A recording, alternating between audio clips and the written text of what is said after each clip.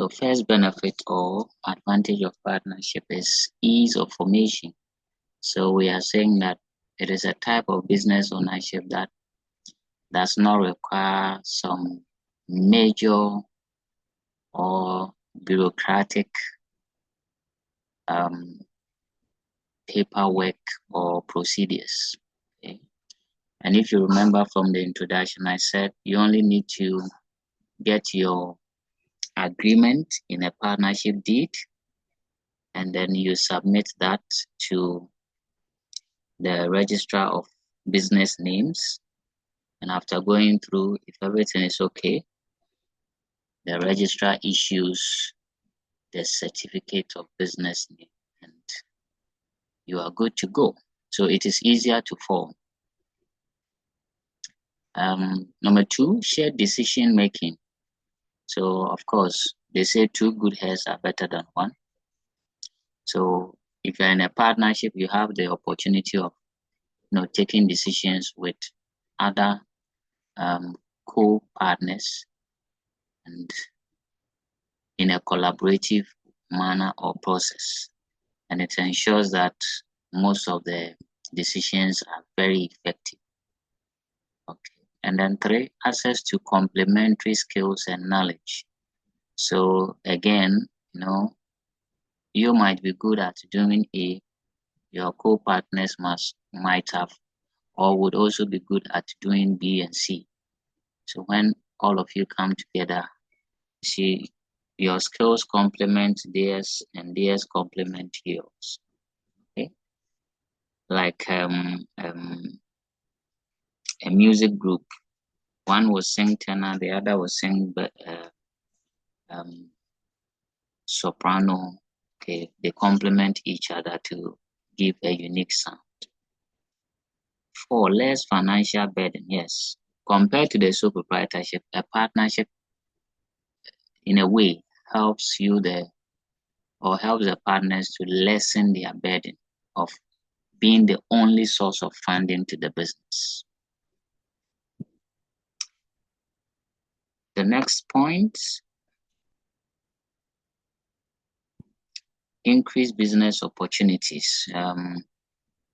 It is possible that some of the partners might have strong connections and attachment to people that can earn the business more contracts and more opportunities.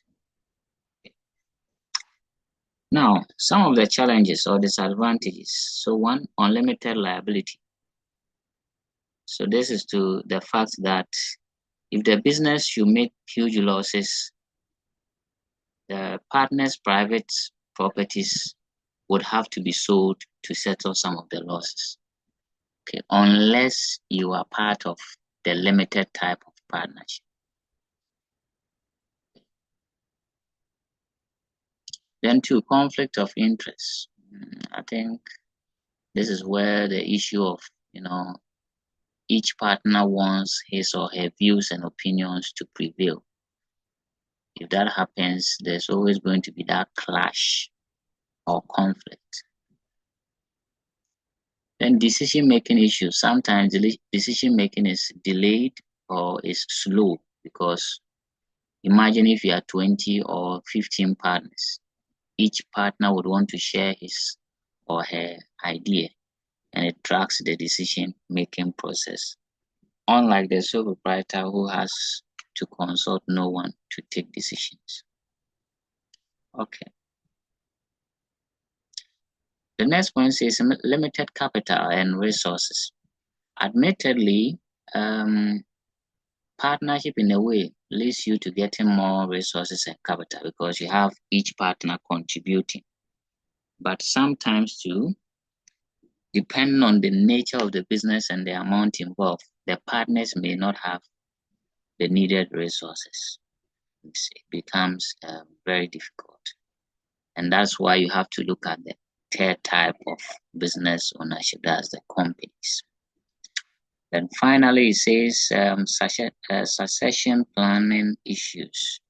Sometimes when a partner dies or retires, it makes the business, a bit frustrated. especially if that partner is an active partner and he or she retires or withdraws from the business. Like in football, when the best player leaves the team becomes very, for lack of better word, become very useless. Okay, so these are a few things we have to discuss. Now we move on to the last type of business organization, and that is companies. And I think one of you will read what you see on the screen about companies. We discuss and then move on. So who will do the reading, Prof. Cyril or Prof. Dameki?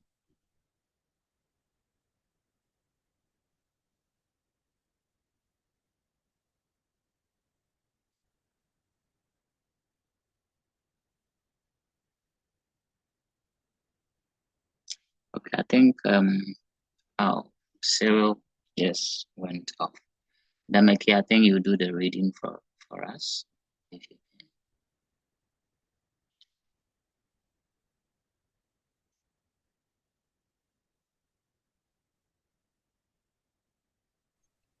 Companies.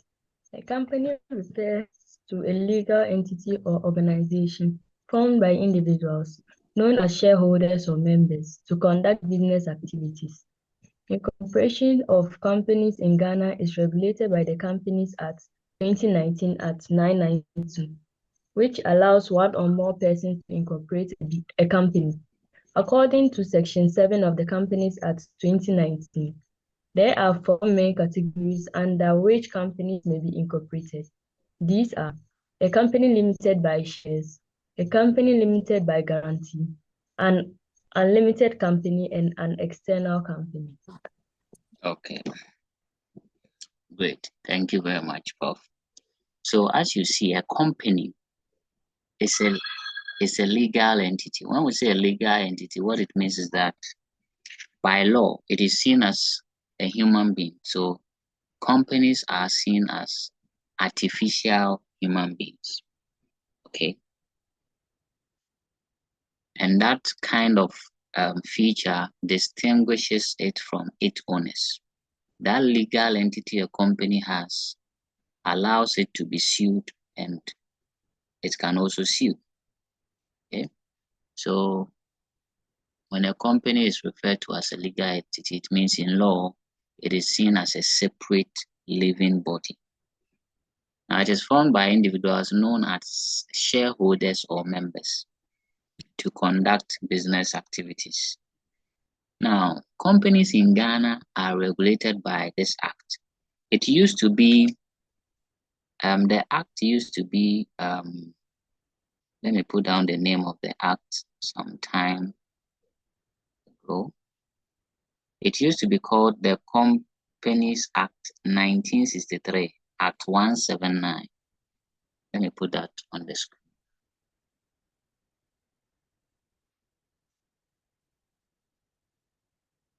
So it was until 2019 that the act was, as it were, amended into this new Companies Act 2019, Act 992.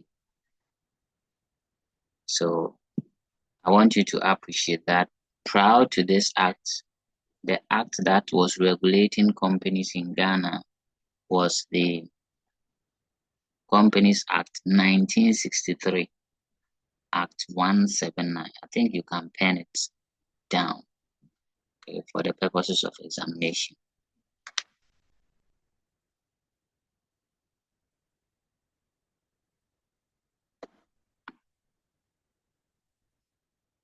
Okay, so Companies Act 1963, Act 179. So this used to be the law that was regulating companies in Ghana, but now it is called the Companies Act 2019, Act 992. Okay. Now, so the definition of a company is actually by this law. that it is a legal entity formed by individuals who are known as shareholders to conduct business to make profit. Okay. Now, in terms of membership, a company can be started by one person. Okay, so the law allows one person or more persons to incorporate a company. So one person can start a company. But in partnership, one person cannot, because it should be two people or more. Okay. Now let's look at the types of companies that can be formed under the law. And there are four of them. The law provides for: one, a company limited by shares, a company limited by guarantee, an unlimited company, and an external company. Now, professors, the onus lies on us to really look at what these types of companies are. And I guess we would borrow knowledge from partnership regarding limited and unlimited. Okay. So before we look at it, would you want to share an idea as to what a company limited by share would be and what maybe an unlimited company would be?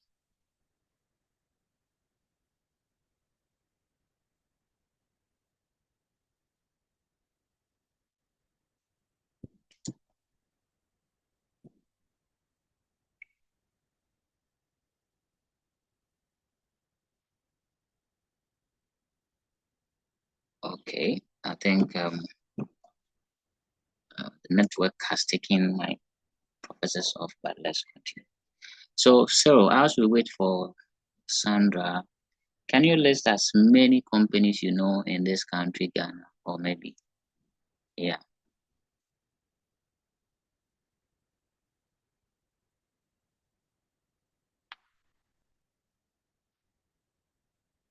Okay, say we have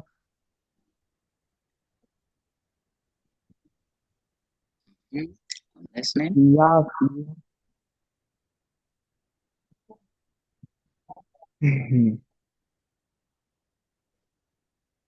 say should I say MTN?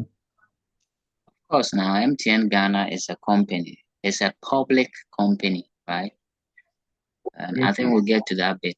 There are a lot of companies in this country, right? And you know them.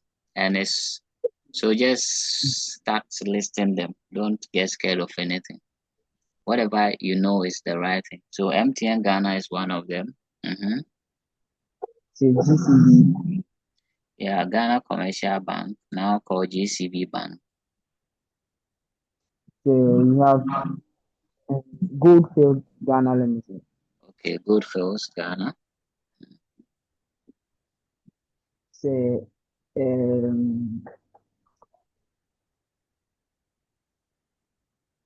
Peace FM. Okay, okay. So that is a part of Despite group of companies, I guess. Okay, Yes. thank you. So we have a lot of them. Nestle Ghana Limited,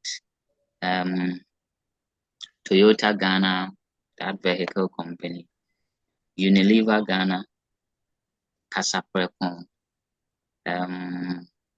Vodafone, all the telecommunication network, Vodafone, Airtel, Tigo. When you go to the petroleum sector, you have GOIL, Ghana Oil Company. The banks you have mentioned, GCB Bank, we have EcoBank. Then some of the companies owned by Ghana itself, we have the Ghana Water Company, the Electricity Company of Ghana, Ghana Cocoa Board, right? All these are companies that we have in this country. There are some foreign companies as well. I believe you know some of them. Okay. Now, having known examples of these companies, let's look at the types of companies that we have. And the Act provides for a company limited by shares, a company limited by guarantee, and an unlimited company and external company. Okay, so these are some of the examples that we have, as we have mentioned: Nestle Ghana, Anglo Gold Ashanti, Access Bank, that's Ghana Oil Company. Yeah, a lot of farm milk. Okay. Now we would look at the types of companies, but okay, I think we'll come back to the features. So let's look at the types. The first one, companies limited by shares. Companies limited by shares. Prof. Dameki, if you are stable now, can you read what we have?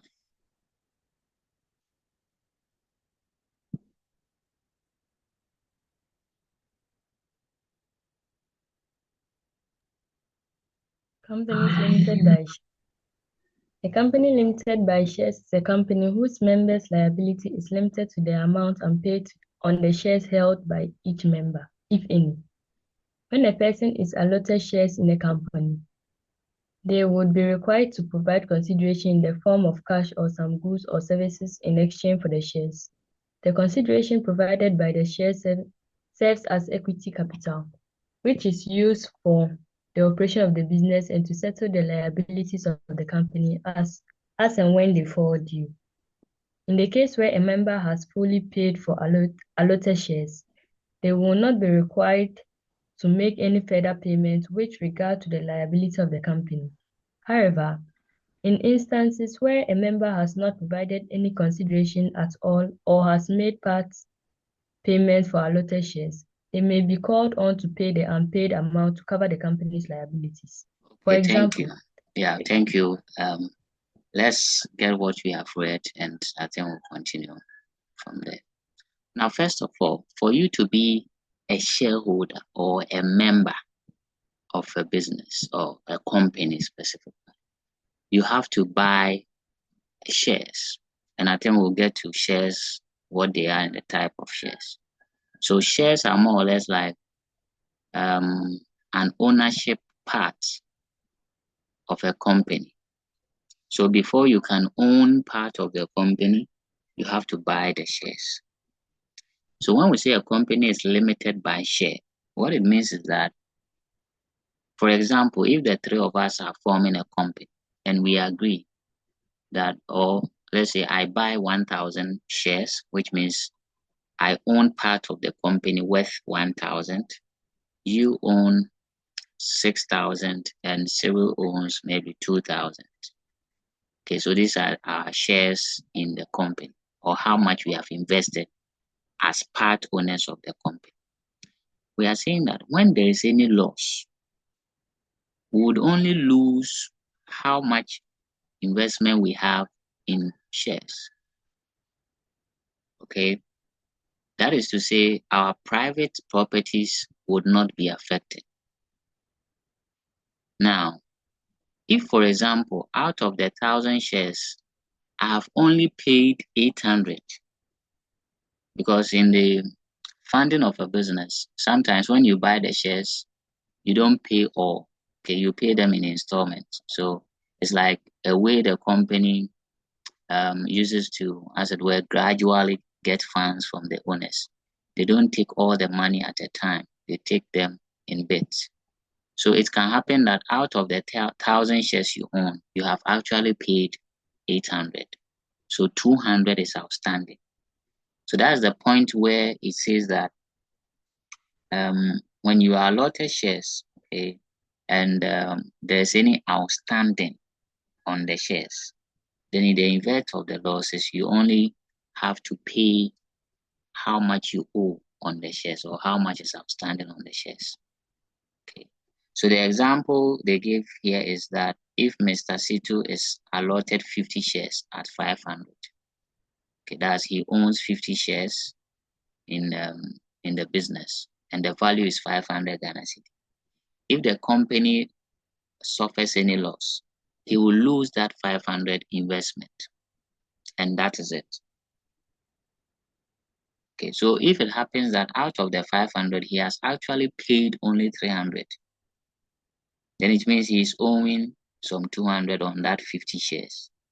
Okay, so if the losses occur, first of all, the 300 is lost, but he would also have to pay the outstanding or the arrears he has on the shares. So when a company is limited by share, it means that in the event of losses, you only lose how much shares you have in the company. Your private resources or properties would not be touched. Okay. Now, one unique feature of these companies are that their names, okay, their names bear the phrase limited. So when you hear a company with the word limited attached to it, or sometimes it's abbreviated to LTD, then it means that that is a company limited by shares. So if you're a shareholder and the business make any losses or huge losses, you'd only lose your shares, and that's all. Okay. So I think we can know examples of these limited companies. There are a lot of them in this country. Okay. So any business company you see the word limited attached is a company limited by shares, and I believe you can list as many as possible. Okay. I think we'll look at the second one in the next session. So let's join the next session of Sandra, then we'll continue.